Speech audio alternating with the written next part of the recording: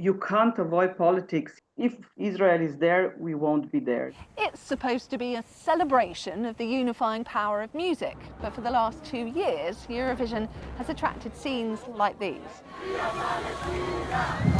While there's over half a year to go until the next contest, for the first time ever, countries are poised to vote before anyone's even sung a note. The issue in contention being whether Israel should be allowed to enter.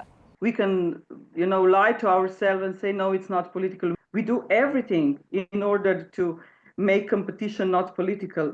As the world waits to see what happens with the negotiations over Donald Trump's Gaza peace plan, within the cultural world, there's no let-up in the increasing isolation of Israel. Slovenia, alongside broadcasters from Spain, the Netherlands, Ireland and Iceland, all threatening to boycott over the country's continued military action. Unless there's a sudden breakthrough, jolted into action by the controversy, the European Broadcasting Union, which runs the contest, has said it plans to hold a vote on Israel's participation, which will take place at an extraordinary meeting of the EBU's General Assembly, to be held online early next month.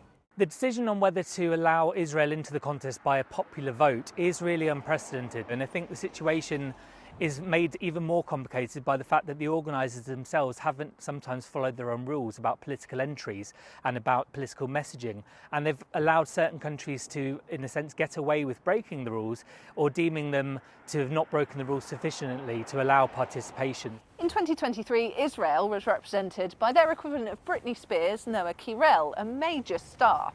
It was one of the highlights in my career, obviously in my life, to also represent my country and to stand in front of so many people and to sing on one of the biggest stages in the world. It was an incredible experience for me.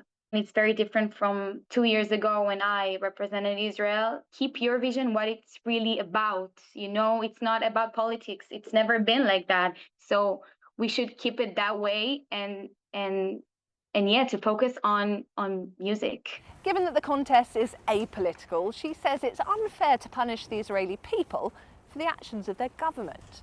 The voters understand that politics has no connection to this competition. So hopefully that people will understand that and respect that and could see the good side of it and not the bad side.